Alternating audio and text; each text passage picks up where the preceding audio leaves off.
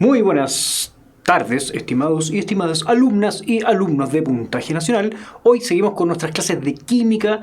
Nosotros habíamos visto en las clases pasadas, o habíamos empezado ya a hablar de química orgánica. ¿Se acuerdan? Describimos el carbono, yo les dejé planteado un concepto que se ha ido de a poco armando, espero, que es el concepto de hibridación. Planteamos los isómeros y ahí quedaron pendientes también, y queda pendiente hablar de los grupos funcionales. Espero que ustedes recuerden que planteamos las definiciones de alcano, alqueno y alquino y hablamos de su nomenclatura. También hablamos de la nomenclatura de los hidrocarburos aromáticos. ¿Se acuerdan del ortometapara? En el fondo, cuando teníamos este anillo y podríamos ir ubicando grupos en distintas posiciones y a partir de ellos ir dando una denominación distinta a partir de la ubicación que cada uno de ellos tenga en el anillo. Hoy día vamos a retomar y seguir en el mismo contexto y vamos a seguir hablando un poquito de hibridación. Pero nos quedó planteada una pregunta la semana pasada, que era esta aquí, la pregunta número 4. Que quedó planteada la semana pasada, pendiente. La siguiente estructura orgánica corresponde a un ciclo tetradecano, que ahí está. Al respecto, ¿cuál era la fórmula molecular del compuesto? ¿Alguien la hizo? ¿Alguien tiene la respuesta por ahí? Voy a ir siempre esperando. Vamos a tener un poquito más de latencia en nuestra comunicación a través del chat. ¿Ya? ¿Alguien se acuerda cómo en el fondo podíamos sacar esta fórmula? Esto es un ciclo tetradecano. Al determinar en el sufijo ano, en el fondo tenemos que esto es un alcano. Tiene solo enlaces simples, como lo podemos ver ahí. Los enlaces simples o en realidad los átomos que están formados por enlaces simples tienen una fórmula característica, que no sé si ustedes la recuerdan, que es CnH2 N más 2, es decir, teníamos el doble de hidrógeno más 2, que en el fondo eran esos dos hidrógenos que se sumaban a los carbonos de las esquinas, los carbonos terminales. En este caso, al ser un ciclo tetradecano, tenemos que no existen estas esquinas, no existen carbonos terminales, por lo cual no hay dos hidrógenos en base a esa fórmula. Significa que la fórmula para un ciclo alcano es CnH2n. Entonces, aplicando eso, sabiendo que esto es un ciclo tetradecano, es decir, que en el fondo tiene 14 átomos de carbono, tiene que tener el doble de átomos de hidrógeno, por lo cual la alternativa correcta es la C. ¿Qué es lo que ustedes me dicen en el chat? Casi todos, a ver.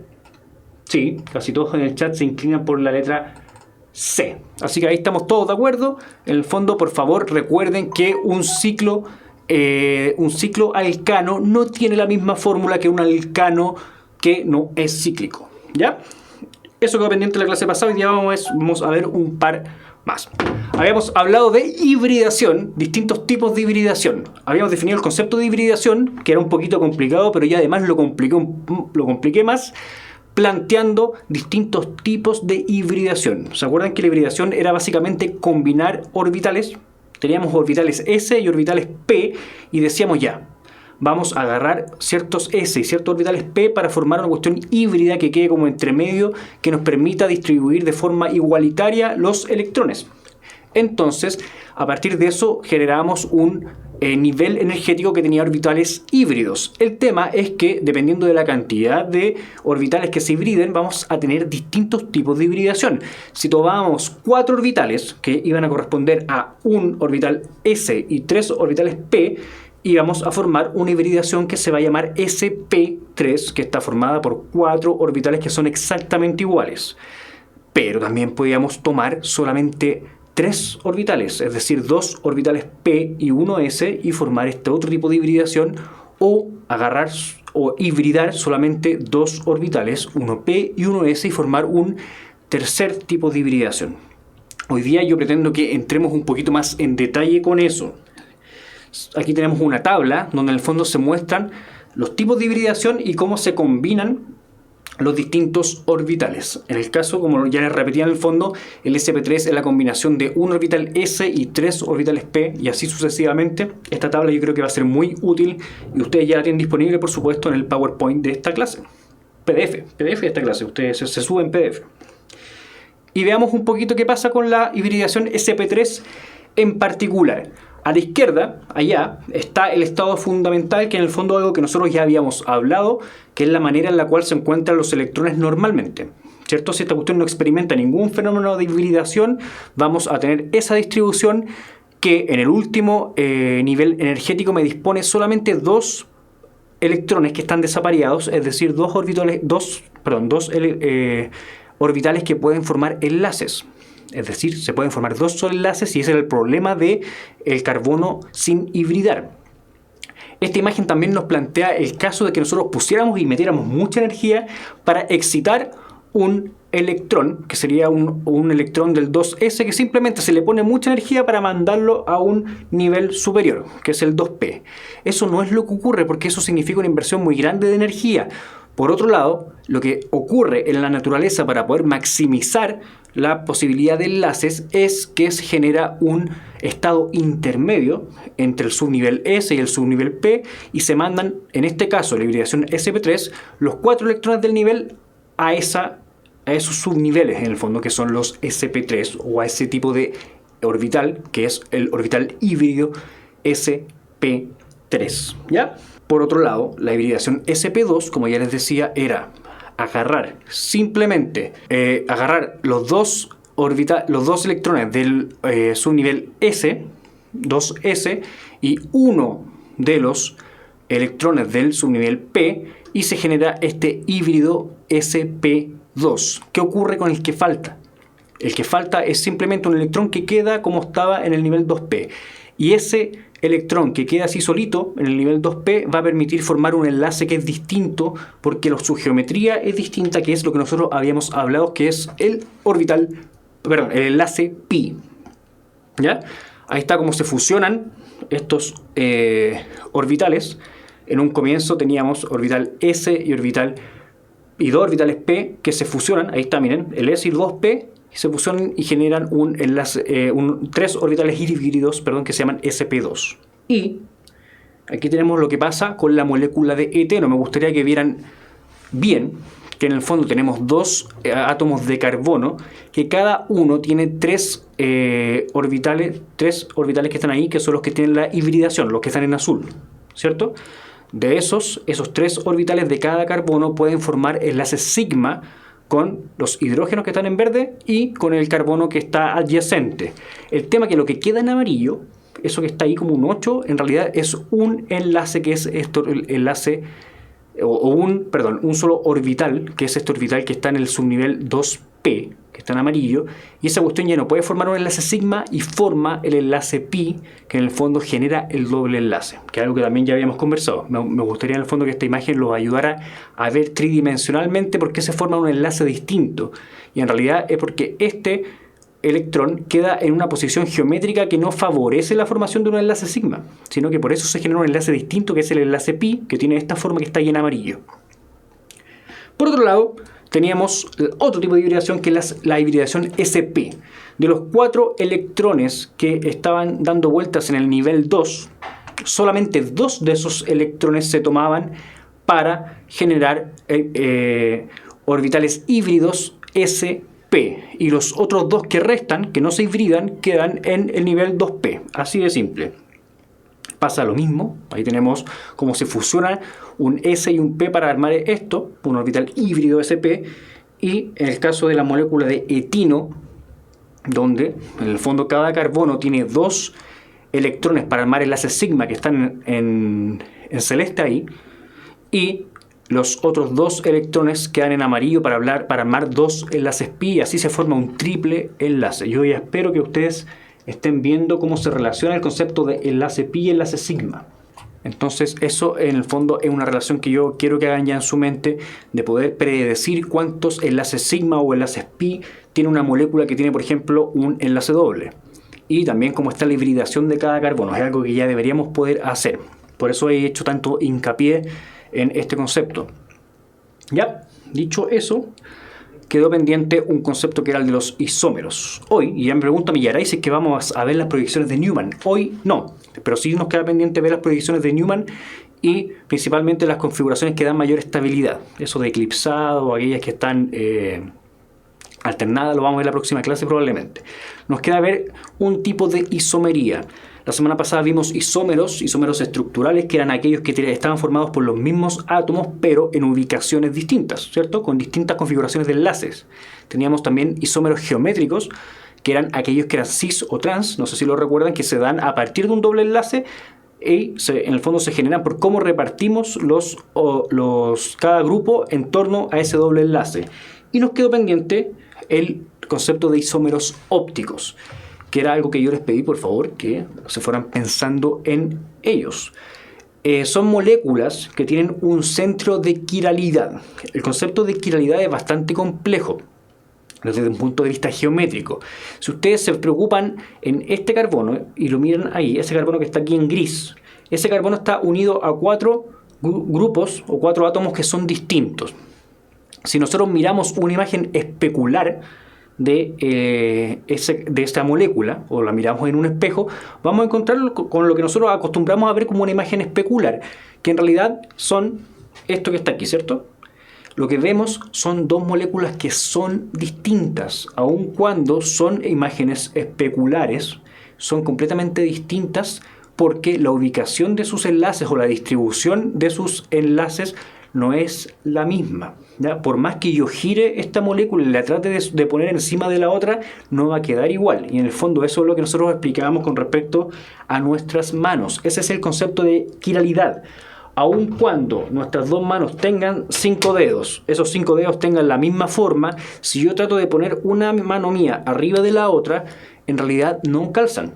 Y no calzan porque en el fondo este es el fenómeno de quiralidad, que aunque tengan la misma forma, en realidad son imágenes especulares. Si se dan cuenta con estas dos moléculas, aun cuando todas tienen un carbono que está central unido a los mismos 4 grupos, están distribuidos de una forma que no es la misma. Y eso, aun cuando son moléculas que tienen propiedades similares, no son iguales. Costó mucho a lo largo de la historia de la química poder identificar que existía este fenómeno. Y de hecho se llaman isómeros ópticos porque se descubrió que estas moléculas, una de sus diferencias eran que cuando se le disparaba una luz que era polarizada, ellas desviaban ese polo de la luz en el fondo hacia lugares distintos. Y por eso se les puso isómeros ópticos.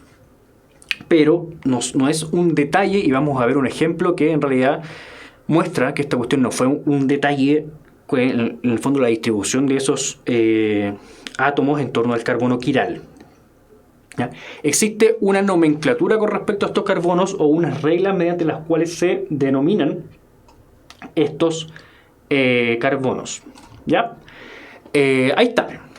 Nosotros tenemos el carbono quiral, que está aquí al medio. Una de las condiciones que se tiene que dar para que esto sea quiral es que los 4 grupos, como ya les decía, fueran distintos. Si es que tuviéramos 2 grupos iguales acá, ya podríamos nosotros girar la molécula para que sean iguales.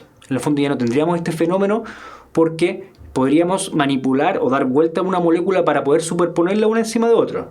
Pero si nosotros tenemos un carbono con configuración sp3, que en el fondo tiene 4 enlaces sp3 a 4 átomos distintos o a 4 grupos de átomos distintos, esta cuestión ya no es superponible y en el fondo pasa a ser un centro de quiralidad este carbono. Cuando tengamos eso, vamos a tener reglas secuenciales que permiten asignar un orden para que nosotros designemos ciertas prioridades, que en el fondo digamos ya, este es el 1, este es el 2, 3 y 4, y con eso podamos ordenar el sentido de esta molécula, ¿ya? Si los 4 átomos que están directamente unidos a este centro quiral son diferentes, la prioridad la va a tener el número atómico, ¿ya? El número atómico más grande va a tener el número 1. El que venga después en el orden de número atómico va a ser el número 2, número 3 y número 4. Así sucesivamente. Si es que al tener esa distribución y poder plantear esta proyección, se me da un giro en este sentido, es decir, como un giro en el sentido del reloj, que espero que ustedes lo vean ahí, que sería un giro en esta dirección, ¿cierto? Estamos hablando del enantiómero o el isómero R. Por otro lado, si armando la misma configuración de orden se me da el sentido del giro para el otro lado, tenemos la versión S, que es la que está ahí a la izquierda. Esto no es un detalle, y lo vamos a ver más adelante por qué no es un detalle. Si la regla anterior, que en el fondo esta de ir solamente comparando los números atómicos, todavía no se decide, como por ejemplo que tengamos inmediatamente al carbono que eran dos átomos iguales, por ejemplo que este carbono esté unido aquí a un nitrógeno y aquí a un nitrógeno que después sigue acompañado de algo más, se establece la comparación para los siguientes átomos. Es decir, si los primeros átomos que vienen directamente después del carbono son iguales en dos grupos, pasamos al átomo siguiente para seguir comparando. ¿Ya? Si es que llegan a aparecer enlaces dobles o triples, los átomos implicados se consideran respectivamente triplicados o duplicados. Es decir, que tenemos que multiplicar el valor del número atómico para darle valor a cada grupo. Y con eso nosotros establecemos las prioridades, el número de cada grupo y con eso el sentido del giro que tiene a partir de este carbono quiral. Yo sé que esto puede ser muy complicado, les recomiendo realizarlo en ejercicios, ¿ya? Respeten esta proyección, apréndanse las reglas, no es tan difícil ir comparando simplemente el número atómico entre los cuatro grupos y si es que no se dilucida esto en el primer átomo que está inmediatamente al carbono, se pasa al siguiente. Y como les decía, esto no es un detalle, hay una historia lamentable en la historia de la química y de la farmacéutica, que es el caso de la talidomida, que es un ejemplo que siempre se da cuando se explica esta isomería óptica.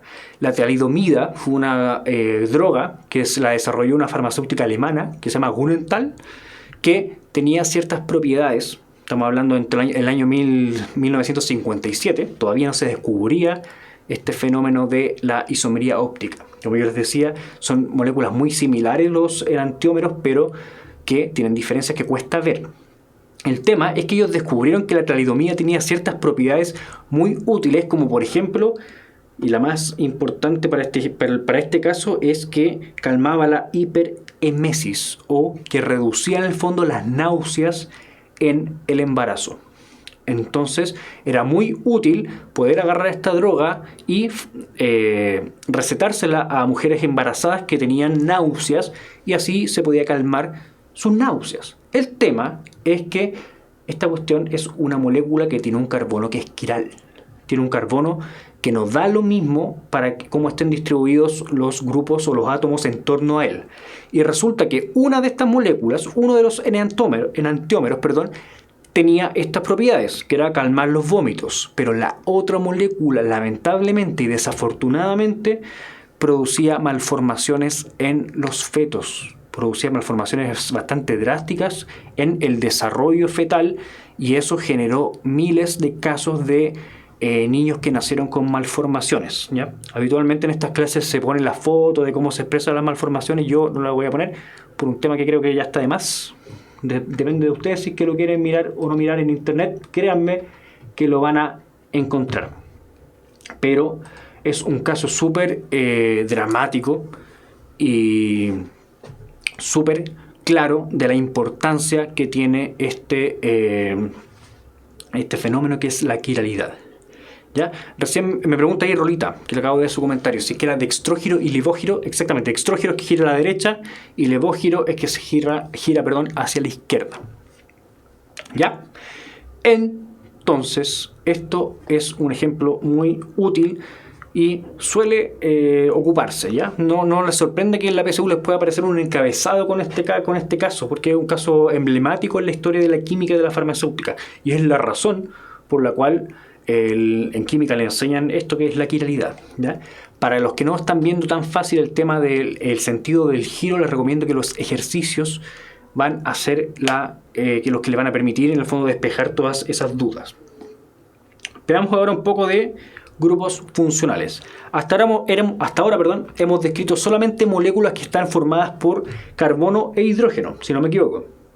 Independiente de la cantidad de enlaces que hay entre carbono y carbono, o si es cíclico o alifático, nosotros teníamos solamente carbono e hidrógeno. El tema es que en las moléculas orgánicas también hay cabida para otros átomos, otros elementos. Y los grupos funcionales en el fondo son moléculas o ciertos grupos de átomos que se unen a estos hidrocarburos que nosotros ya hemos visto, pero les dan propiedades que son características de esos grupos que se unen. Debido a la gran cantidad de grupos funcionales que existe, también hay una nomenclatura para poder nombrarlos. Nosotros vamos a ver aquí los más importantes. Por ejemplo, un grupo de moléculas que se llama aldehídos, que corresponde simplemente a un carbono que tiene unido un oxígeno con un doble enlace y también tiene unido un hidrógeno. Por eso siempre va a estar con esa forma CHO. ¿Ya? El tema es que para que se dé esa configuración, si que lo ven ustedes, ese carbono está ocupando 3 de sus enlaces en el oxígeno y en el hidrógeno, por lo cual tiene que estar a un final de la cadena. No le queda espacio para unirse a más de un carbono, ¿cierto? Por eso siempre va a estar al final. Le queda un puro enlace disponible que lo va a ocupar en unirse al carbono adyacente, pero no le queda la capacidad de unirse a otro carbono más y estar en el medio de una cadena. Así que siempre van a estar al final de la cadena. Para nombrar estas moléculas, basta con poner el sufijo al. Por ejemplo, en este caso que tengo una molécula que está ahí dando el ejemplo de 3 carbonos, nosotros sabemos que cuando hay 3 carbonos en un hidrocarburo tenemos el prefijo prop. Al existir solamente enlaces simples, sabemos que es un alcano que tiene y vamos a ocupar la denominación an, ¿ya? Si fuera un alcano y no tuviera el grupo aldehído sería un propano, pero como tiene este grupo CHO en uno de sus extremos, es un propanal, ¿ya? Así ese nombre propanal nos da mucha información, nos otorga o nos avisa ese nombre que hay 3 carbonos, que hay solamente enlaces simples y que en uno de los extremos hay un aldehído, un grupo aldehído, ¿ya? En este caso nos da lo mismo, solamente da lo mismo la orientación, porque al estar en un extremo de la cadena podríamos mirarlo indistintamente a la izquierda o a la derecha, ¿cierto? Un grupo muy similar es la cetona. También es un carbono que se une mediante un doble enlace a un oxígeno. Ese grupo carbono-oxígeno es lo que nosotros vamos a denominar como grupo carboxilo. Solamente el carbono con un oxígeno unido por doble enlace. Si se dan cuenta, el aldehído anterior también tenía un grupo carboxilo. En este caso, este grupo carboxilo está unido a 2 carbonos adyacentes, ¿ya? Es decir, que está entre medio de 2 cadenas. Ya no está ese hidrógeno que estaba antes los aldehídos, porque está siendo reemplazado por una segunda cadena de carbonos. Entonces, como dice la definición ahí, una cetona es un oxígeno enlazado a un carbono con un doble enlace, y para poder nombrarlos se pone solamente el sufijo ona. En este caso tenemos una molécula que tiene 5 carbonos, ¿ya? Tiene solamente enlaces simples, por lo cual nosotros sabemos que es un alcano, y la cetona está en el segundo carbono. Eso no es un detalle, ¿ya? Porque el nombre debe indicar en este caso que es una 2-pentanona. ¿Qué nos indica este nombre? Nos indica la cantidad de carbonos, nos indica que hay solo enlaces simples en la cadena de carbonos, nos indica que es una cetona, pero también nos indica dónde está ubicado ese grupo cetona, ¿ya? No sería lo mismo un 2-pentanona que un 3 o un 3-pentanona, ¿cierto? Recuerden que la finalidad de la nomenclatura IUPAC es que no haya ambigüedades con los nombres. Me pregunta Joaco si existe la etanona. La etanona tendría 2 carbonos, ¿y dónde metería usted un grupo carboxilo entre medio de esos 2? No es posible. Los 2 carbonos son terminales, entonces no hay ninguna posibilidad de que eso sea una cetona. Recuerde que el requisito para que sea una cetona es que esto esté entre medio de 2 cadenas, ¿ya? Si hay solamente 2 carbonos, no hay ninguna posibilidad de ponerlo entre medio. Sí o sí va a caer o en uno o en otro carbono y va a estar en un extremo. Y en ese caso va a ser un aldehído. Al contar los carbonos, ¿se incluye el carbono del grupo funcional? Efectivamente. Sí, en este caso hay 5 carbonos y si se dan cuenta el segundo carbono es parte de la cadena y ese segundo carbono es el que está formando el grupo carboxilo, es decir, el que está unido a este oxígeno con doble enlace, así que es parte y también se cuenta. Otro grupo mucho más famoso, conocido y también ocupado por algunos de nosotros es el grupo alcohol. Aun cuando nosotros solemos confundir la palabra alcohol con el etanol, que es el que más ocupamos, para muchas cosas, incluyendo recreación, los alcoholes son un grupo que se puede ubicar en distintas configuraciones, en distintas moléculas, ¿ya? No solamente el etanol. Se puede ubicar en cualquier lugar de la cadena y es la unión de un oxígeno con un hidrógeno. No es lo mismo que un carbono esté unido a un oxígeno y a un hidrógeno que lo que pasaba con el aldehído. En el aldehído, ¿se acuerdan al principio que había un carbono que está unido a un oxígeno y a un hidrógeno también? Pero está unido con doble enlace al oxígeno y dejaba un tercer enlace para el hidrógeno. En este caso, el carbono está unido por un enlace simple al oxígeno y a partir del oxígeno sale otro enlace simple hacia el hidrógeno. ¿Ya? Les pido por favor que estén muy atentos con notar esa diferencia estructural, porque es una diferencia súper importante. De hecho, son grupos completamente distintos, aun cuando nosotros podríamos poner aquí perfectamente este CHO, que sería lo mismo, o COH, que sería lo mismo que escrito para un aldehído. No es lo mismo. El aldehído, recuerden que tiene un grupo carboxilo, que es un carbono unido a un oxígeno por un doble enlace. En este caso tenemos enlaces simples. Para nombrarlo simplemente vamos a ocupar el sufijo ol. En este caso, una molécula que tiene dos carbonos, nosotros sabemos que ocupa el prefijo et. Como no tiene enlaces múltiples, son solo enlaces simples, vamos a tener la denominación an, de alcano, y como es un alcohol, porque tiene un grupo OH en uno de sus extremos, esto va a ser un etanol, que es la molécula que está presente en las bebidas etílicas, que en el fondo ahí viene su nombre, que muchos ocupamos a veces. Se puede dar un ejemplo con un radical, lo vamos a tener que ir viendo, pero la lógica de radicales se aplica de la misma forma que ocupamos antes. También se podría nombrar los radicales y poner cetona al final. No, yo no lo he visto por lo menos, porque vamos a ver más adelante con los éter y los éster que podemos hacer algo así, pero no con las cetonas. No lo he visto yo, me pillaría si es que me pregunta eso, ¿ya? Además, en este caso hay distintos o una clasificación más específica para los alcoholes. Dependiendo de dónde esté ubicado ese alcohol, va a haber una segunda clasificación que es la de primario, secundario o terciario. ¿Ya? Recién decíamos que los alcoholes pueden estar ubicados en cualquier lugar de la cadena. Un alcohol primario es el que tiene el grupo alcohol y este está en un extremo de la cadena.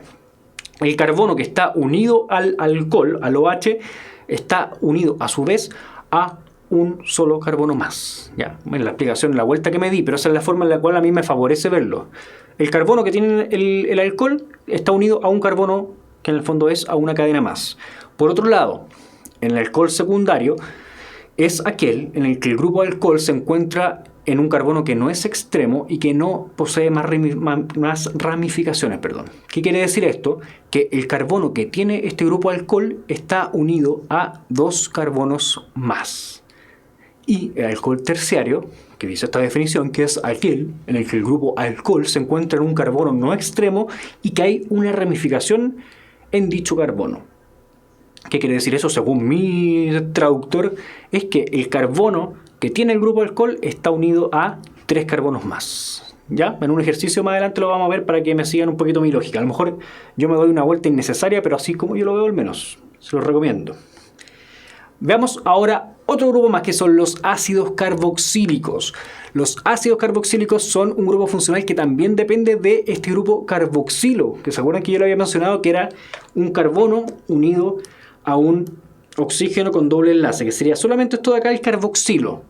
Pero un ácido carboxílico es una molécula que tiene un alcohol y también un grupo carboxilo. O sea, es una fusión en el fondo, un carbono que forma un grupo carboxilo y que además tiene adosado un grupo alcohol. Al igual que los aldehídos, siempre va a estar al inicio o al final de una cadena, es decir, en los extremos. Para nombrarlos se ocupa el prefijo ácido. Todos los ácidos carboxílicos parten con la palabra ácido en un principio y después al final se pone el sufijo oico. Por ejemplo, en esta molécula que está aquí, que tiene 4 carbonos, nosotros sabemos que esos 4 carbonos van a generar el prefijo but. En este caso tenemos que hay un doble enlace, que es y por esto es un alqueno, y está en el segundo carbono está en el segundo enlace, este doble enlace, contando desde el grupo funcional, y también sabemos que esto es un ácido carboxílico, por lo cual su nombre va a ser ácido, siempre ácido. Después viene 2, que señala la posición del doble enlace, butenoico. ¿Ya? Estamos respetando ahí todas las reglas de nomenclatura que nos indican que esta molécula tiene un doble enlace en la segunda posición, que además es un ácido carboxílico que está formado por 4 carbonos y que en el fondo tiene, y que tiene un doble enlace, por eso el N. ¿Ya? Espero que entiendan más o menos la lógica y la razón por la cual nos damos esta vuelta de ponerle nombres tan desagradables a veces al oído, pero en el fondo es porque estos nombres lo que hacen es predecir la estructura. A partir de este nombre hay solamente una posibilidad de estructura molecular y por eso en el fondo es que se ocupa la IUPAC de esto. Otro grupo es el grupo éter. El éter es una sustancia que durante muchos años de forma media mitológica se le asignó un montón de propiedades. Después se comprobó, o en el fondo se bautizó, a estas moléculas que simplemente son oxígenos enlazados a 2 cadenas de carbonos, se les designó el nombre de éter. ¿Ya? Para nombrarlos, la cadena de la derecha se nombra con el sufijo oxi y luego la otra cadena se nombra normalmente. Así como está nomás.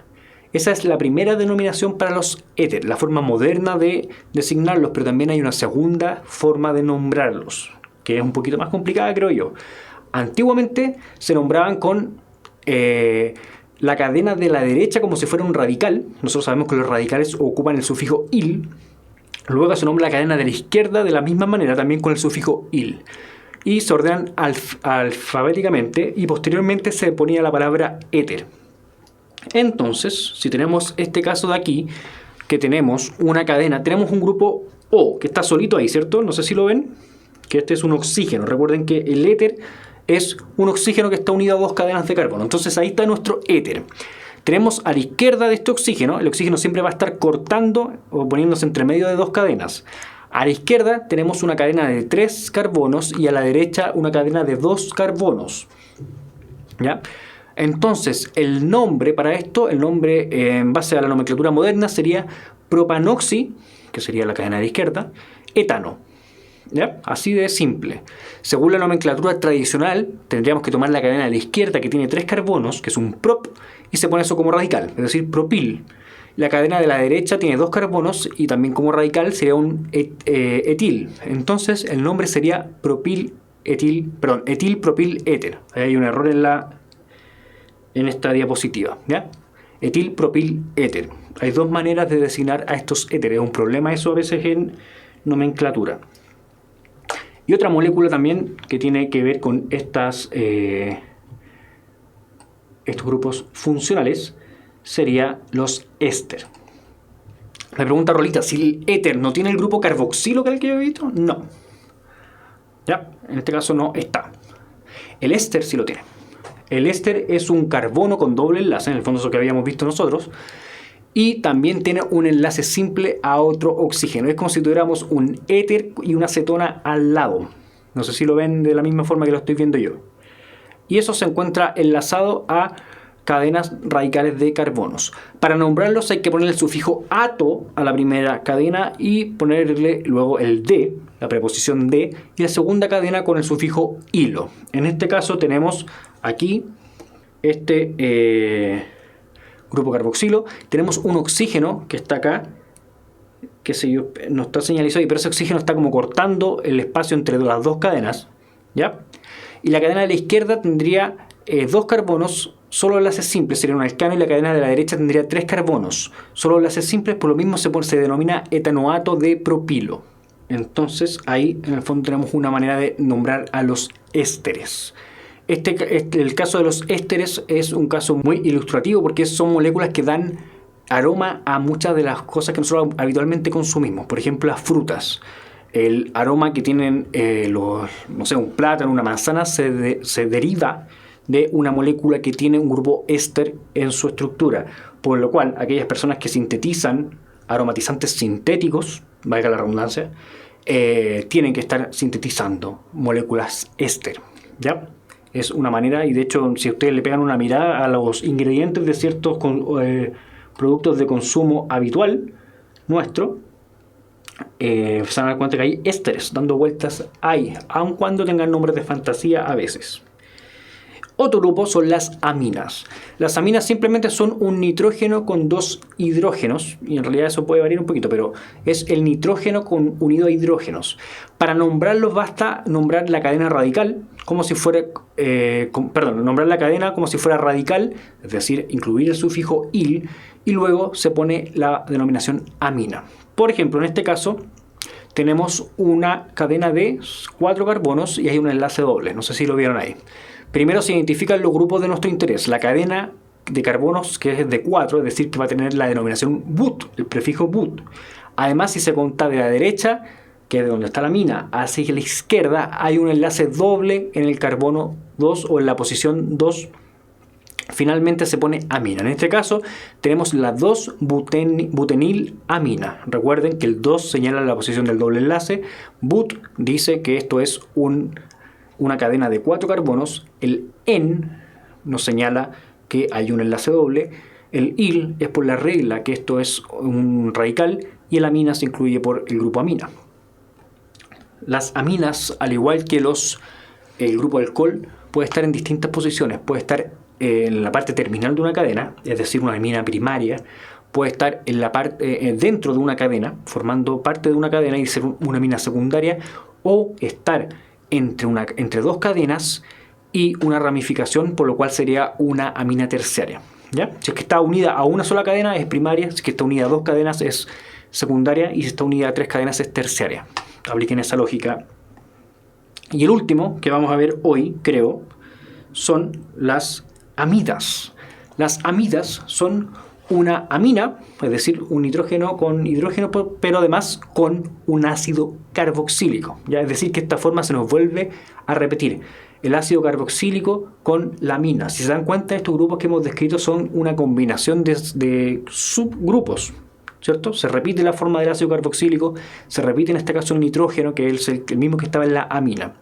Existen 3 tipos de amidas también.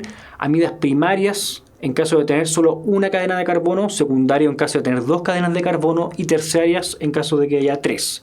Para poder nombrar las amidas, primero hay que nombrar todas las cadenas de carbonos como radicales, es decir, incluir este sufijo -il, se ordenan alfabéticamente y finalmente se nombra la amida. En este caso tenemos 1, 2, 3, 4,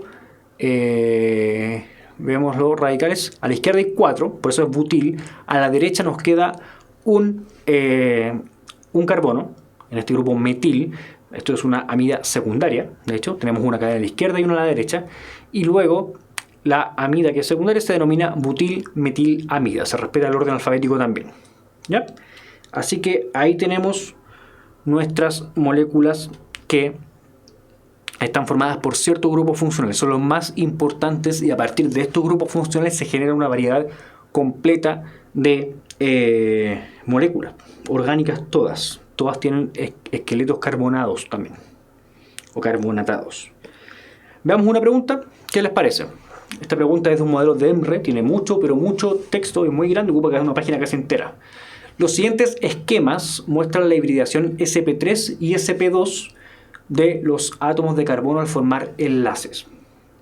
¿Ya? Arriba está la sp3 y aquí está la sp2.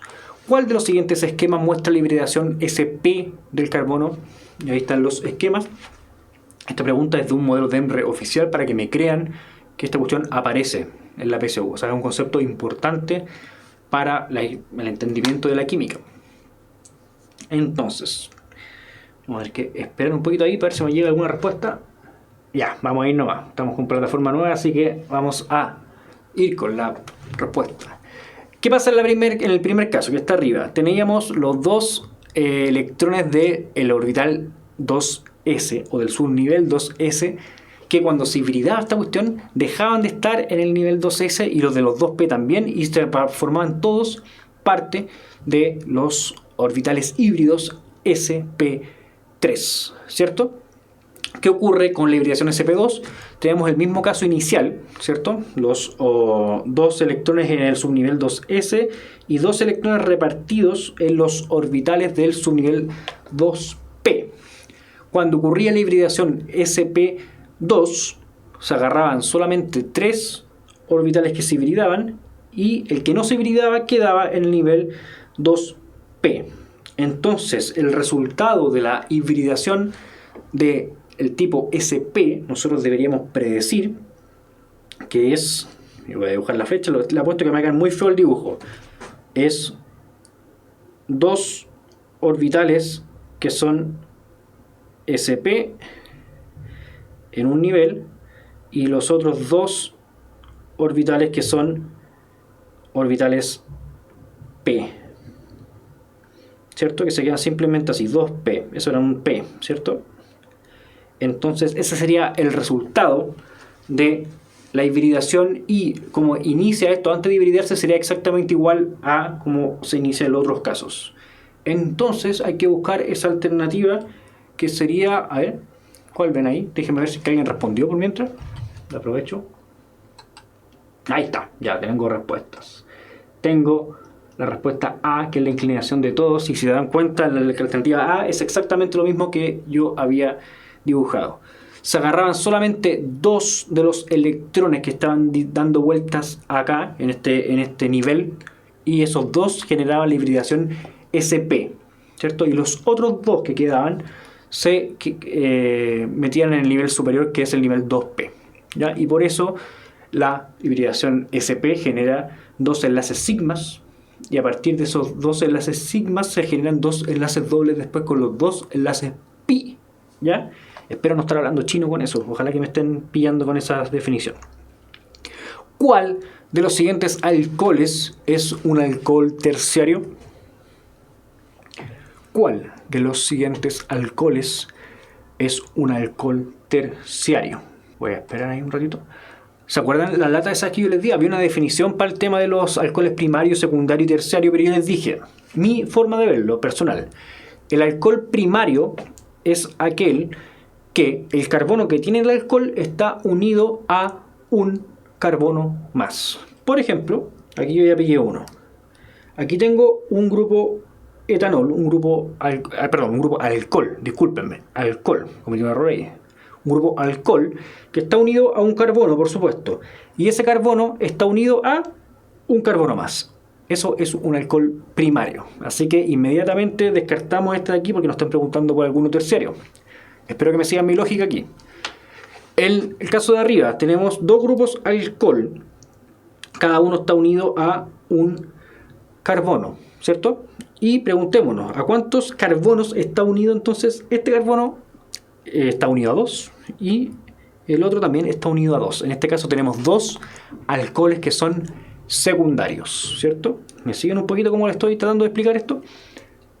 Insisto, es una manera personal de verlo. Yo le había puesto una definición formal, ¿ya? A veces me cuesta entender la definición formal a mí.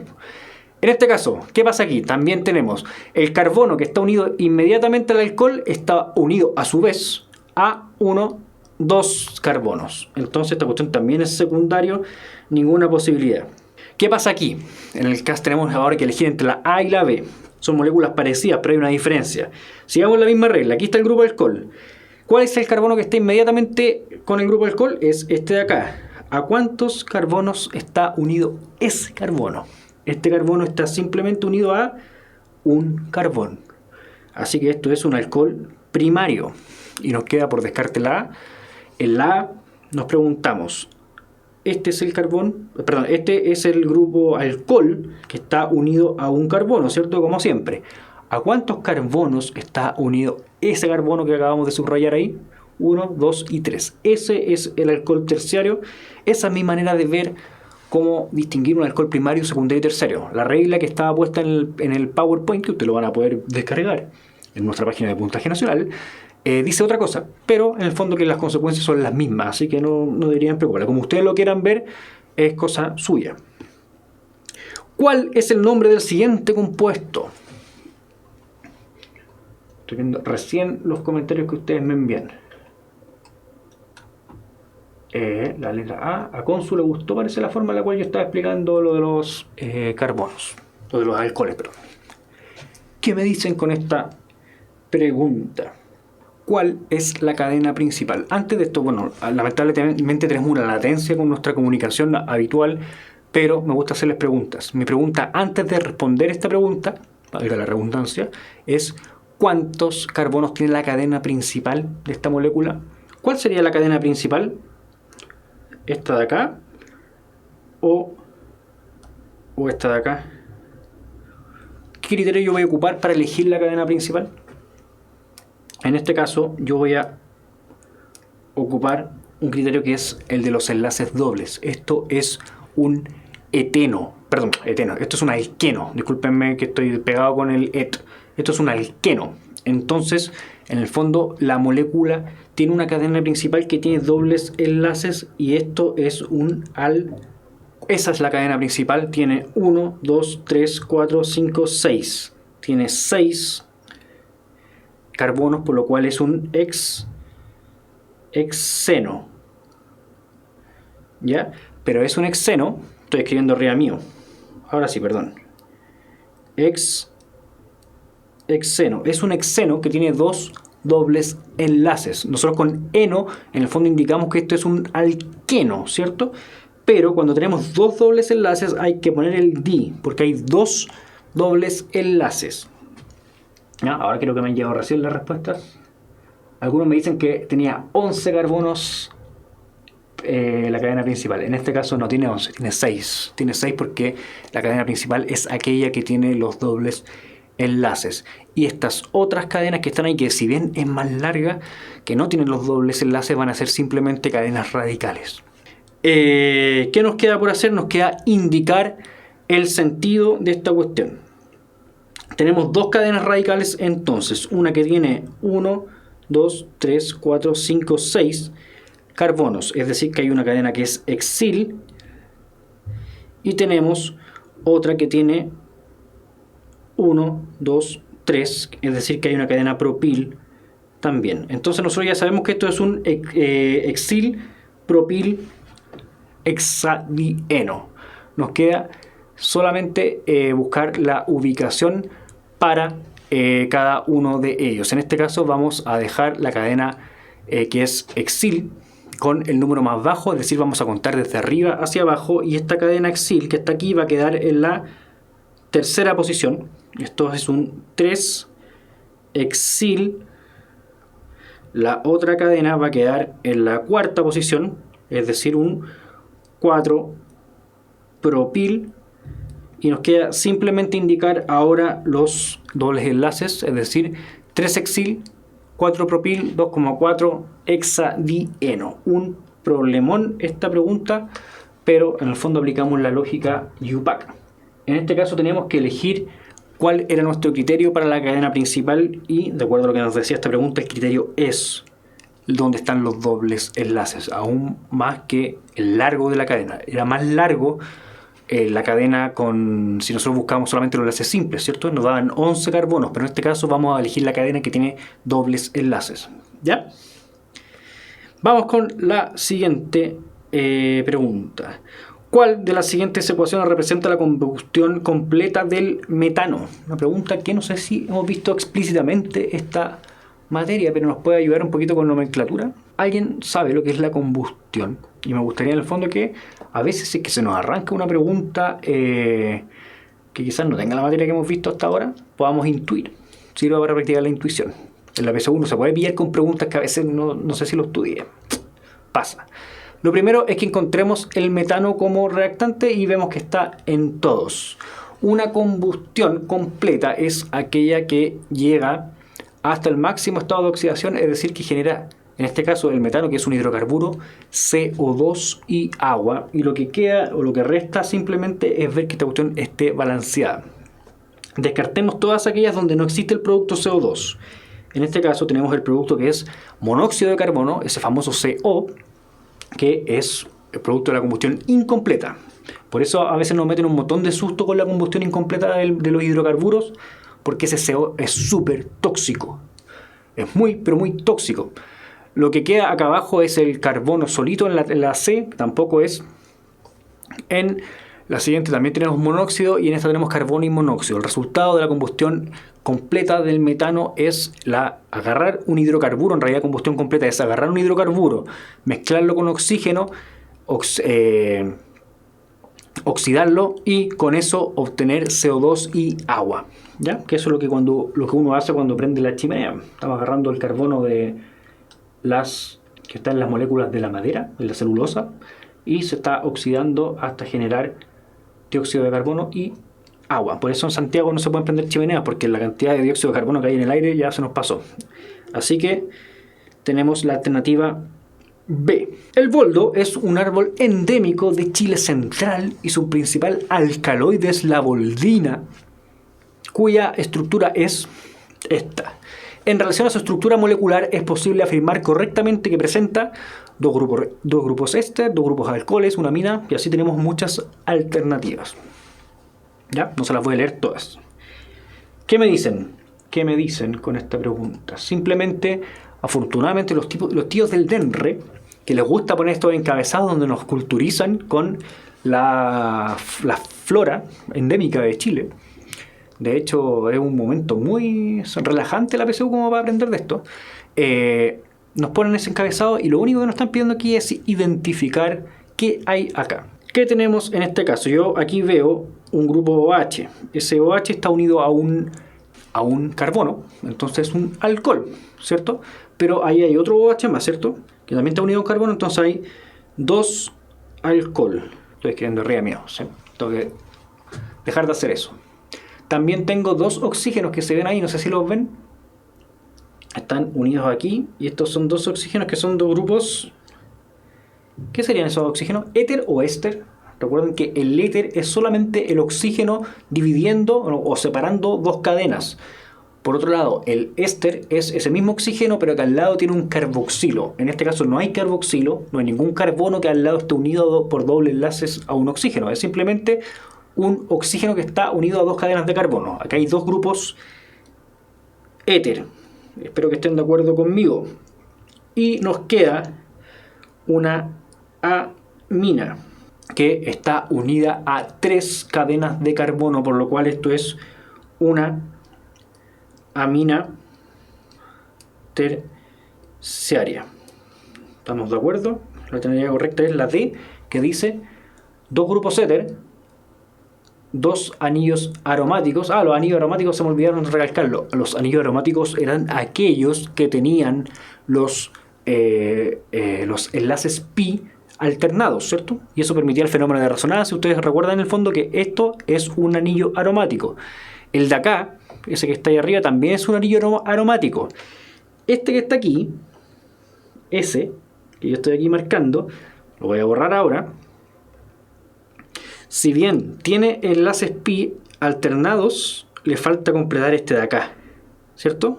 Si tuviera un enlace pi ahí también sería aromático, pero no lo tiene, así que el fenómeno de resonancia ahí no ocurre, entonces esa cuestión no es aromática. Existen solamente dos anillos aromáticos, que son estos de acá, dos anillos aromáticos, esos dos de ahí, y una amina terciaria, que es la que habíamos indicado acá.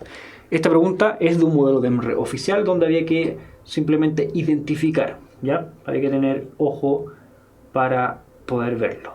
¿Por orden de importancia me preguntaba Elisa? No, en este caso simplemente preguntaban todo lo que existiera en esta molécula. Consu se había jugado ya por los anillos aromáticos. Ya me habían avisado de los anillos, así que no los puedo ver en el chat inmediatamente como antes lo hacíamos. Y la última pregunta, que vamos a dejarla planteada. Para asignar el nombre y la configuración correcta R o S al compuesto, ese compuesto que está ahí, el orden de prioridad de los sustituyentes presentes en el carbono quiral de este compuesto es... Y aquí tenemos que aplicar esas reglas, ¿se acuerdan? Para los isómeros ópticos. Les dejo planteada esta pregunta para verla la próxima semana, ¿ya? Es el concepto de quiralidad aplicado. Esta es una manera en la cual los tíos del DEMRE ocuparon el concepto de quiralidad y ocuparon en el fondo el contexto de los isómeros ópticos para plantearlos en un modelo DEMRE oficial, ¿ya? Para que vean en el fondo que eso que yo les explicaba de la talidomida igual tiene su implicancia y también se pregunta de manera explícita, aun cuando por alguna razón a veces se hace hincapié en los otros tipos de isómeros más que en este, ¿ya? Les dejo entonces este ejercicio. Nos vemos la próxima semana, el día martes, con nuestra clase de química para ir terminando. Ya nos quedan como 3 clases del módulo común y ahí pasamos al módulo electivo. Que Que estén muy, pero muy bien. Nos vemos en 10 minutos más los que van a ver biología. ¿Ya? 5 o 10 minutos más partimos con biología. Que estén muy bien. Chau, chau.